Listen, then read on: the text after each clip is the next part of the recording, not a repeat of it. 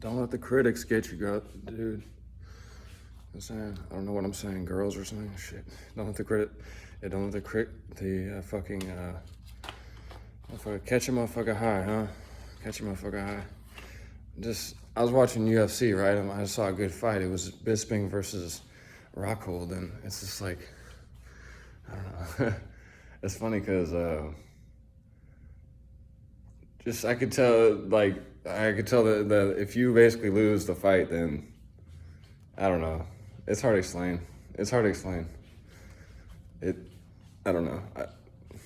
I like what Rockhold did, and so Michael Bisping versus Luke Rockhold, fight 2. That's what I just watched.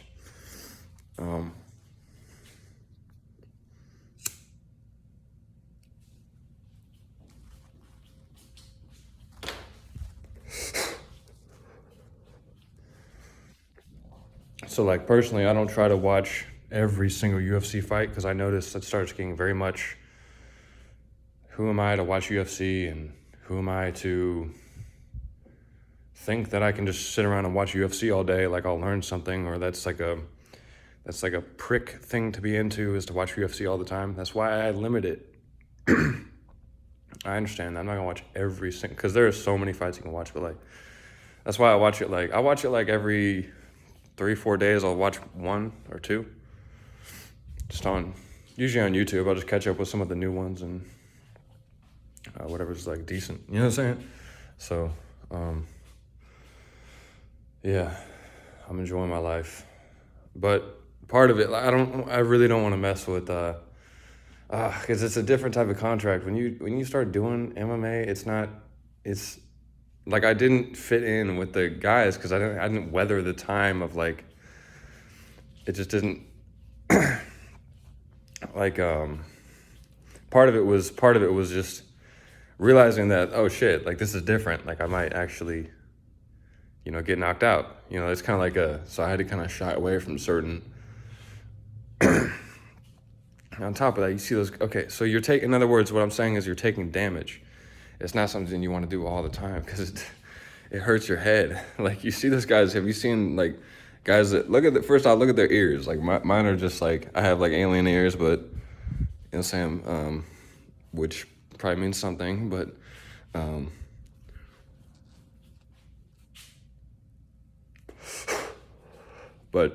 some guys have, like, you can just see it in their eyes, their face, like they've taken way too much damage. That's why you just light spar year round. You just light spar. You don't go heavy all the time because that wears someone out. You end up, like, you might tough it out, but it's got to be on the masses to stay tough. Does that make any sense? Like, for good people's sake, for a company's sake, for protecting humanity's sake. You know what I'm saying? So, yeah, just the critics will say the harshest things, and it might be a reflection of someone who's not as healthy as you, because they, like, you might just, every single time, you're the guy taking that criticism and letting them have it, and just letting them have it. Like, it's okay. I might be some public figure or whoever I am, but if someone does criticize, I'm just like, you can have that. You can have that. Like, I'll just let you have that. That's what I've tried out.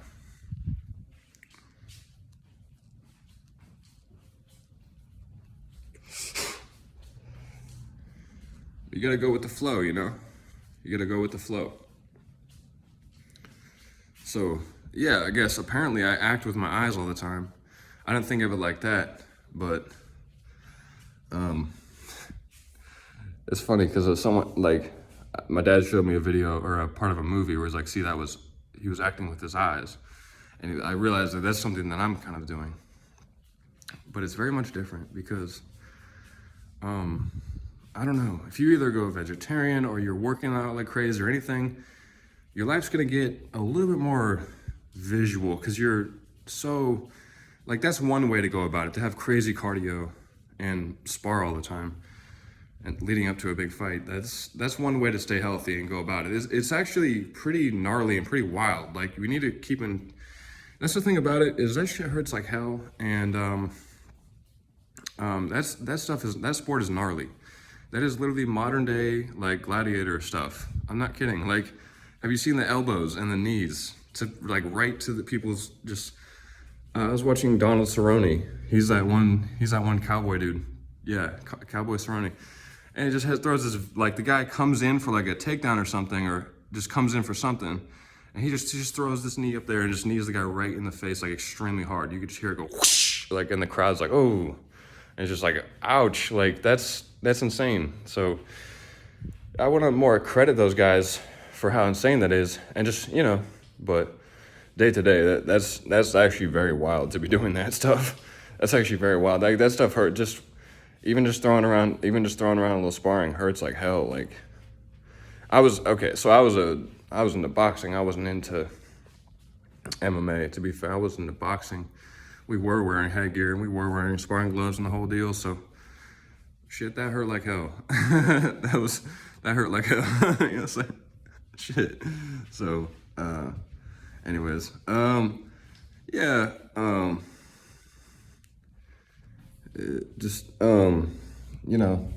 day to day, like, I don't say much because I'll be held to it. I'll be held accountable for it. Like, I'll be held too much. It's too much. Like, look what you said and shit. Like, it's too much of that. It's an imbalance. It's too much.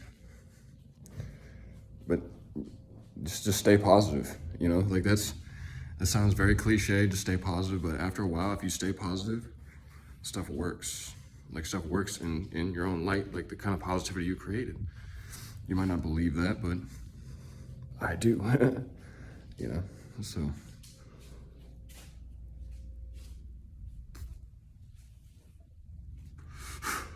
So I was more into, so what I did is just get more off-grid for a bit there. Back in 2016,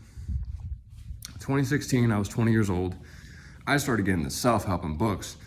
That's what that looked like. Rather than being at the gym all the time, I quit MMA. I did it for about a month, and then I quit because it was just too, I don't know. It was like an all-out warrior training. It was much more intense than what I had. It was a step up from boxing. Even boxing, I got this little annoying adrenaline rush where I just knew I had to train today. And, the second I walk in the gym, it's like, all right, so in the next hour, I'm about to be sparring here, so I'm getting ready. So I would get nervous. And, there's an aspect of just doing it anyways, and sink or swim. Once you get in the ring, you're not going to, I knew I wasn't going to, like, run out of the ring. I was going to go ahead and go with the experience. So, but just that caught a toll of having to prepare for that all the time. So I just thought it'd be better to, so that was 2013 or 14, 2013, I think. Then I started just sticking to lifting weights for a while there. I quit boxing and then went to more. So once I hit 2016, I was 20. Between that time, I think I did shrooms a couple times when I was 19, 18, but I was just kind of messing around. But what I was doing is lifting weights and chewing hella nicotine and drinking alcohol. So that was just a journey, more of a journeying time in my life, exploring who I am or something like that for fun's sake. Then 2016, I just started reading hella books, like not the audiobook. Nowadays, I'm more into audiobooks, but back then I started reading hella books. Like that year of 2016, I was 20, I read about, I don't know, maybe 45 books in that year, 50. Because that was literally, I just drank coffee and read for about at least 4 hours a day, at least 4 hours of reading a day, sometimes 5 or 6, but I would just sit around and just read. And it was literally something I did. And not only that, but I had a decent taste in what books I read, because it can be hard to find a good book if you don't know how to look for them. It could be as simple as top books on, and then self-help, and then type in like and then just type in more specific stuff what you want on Google. And then the top ones will show you, and you can find a balance between what's been rated the highest versus like how many ratings, so you can get an idea how popular the book is. And if you want like gems of wisdom that haven't been discovered yet, you want to find a book that's not so popular, but it still has decent credit for the people who have read it. Like there's some books that have like, on Amazon will have like 7,000 reviews that are like a 5-star, like 7,200 or something. And then you have another one that has like 300 reviews that give it a 5-star. You know, so you might pick the one that has 300 reviews because it's a less popular book. It might not be more of a mainstream, like something everyone's, like a classic read, like everyone's read. Those are gonna be more, it might be something more hardcore, you see? It might be a hardcore self-help book. That's why you chose that one. So, yeah, just, this is a good video, but, so I'm pretty sure it was somewhere around 50 books in that year, I think. And that was actually good for me because that's my attention span, that's my focus span, which is pretty solid. And I stuck to only coffee. I did not smoke cigarettes that year at all. That was another time where I didn't smoke at all. It was awesome. And then that looked like having to occasionally trying to perform down in Kansas City with just meeting people, which was potentially hardcore cringe or potentially like a loss, or just who knows what would happen if the people around me say like go away or we don't want to talk to you, and what that really means. And nowadays I have a certain degree of mental toughness with that.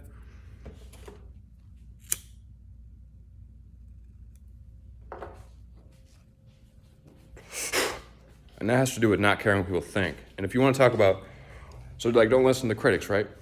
If you want to talk about not caring what people think and how to do that subconsciously, Julian Blanc. Julian Blanc is the ultimate at that. He's the cool part is he has a fan base and a lot of people do love him. That's the cool part. But he took some media scandals. It started when he started obsessing over things that are cool, and it worked. It all worked for him, but he started like recording all these camps and videos of him doing these like, I don't know, like these kind of, you know, like, and he had it more like he was in the most popular nightclubs. Kansas City Power and Light is cool, but it's like it's more getting going in the game. It's not like, it's more probably Miami and California are the ones where you go into the nightclubs and you might find other people just spilling onto you, talking to you, and other type of shit, like really outgoing people and different cool people and people who really meet you halfway on that charisma shit, just for fun's sake. I like the fun and shit. So that's something I'm thinking through, and haven't done that since that whole year of 2016 was like that. 2017, I just started working a job more. My parents were like, you know what, we can't pay for your gas anymore, and we need you to start working a job. So I started working about 25 or 30 hours a week at Jimmy John's. So yeah, that year, 2017, I was a weed smoker, and I was just, it's like smoking a lot of weed every chance I got for that whole year. And I didn't even, then I picked up cigarettes again, and now I just drank my soda and my caffeine, and that was about it. I didn't take kratom at all around that time. I don't know why, but it's a good thing. Less time of it absorbing my body. And then 2018, Adderall. That year I was into Adderall. 2019, I started working my ass off, and then I think I started taking kratom. So at the end of 2018, I started taking kratom and doing heavy into self-help. I got some random motivation for self-help.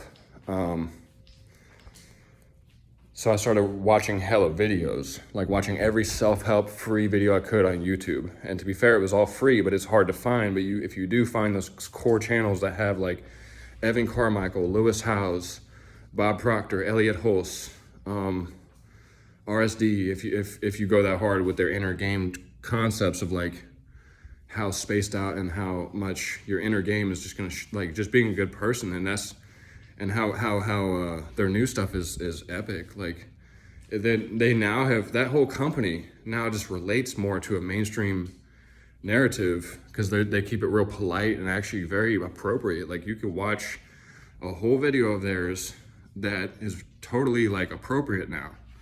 They don't, without them mentioning anything too edgy or too far out.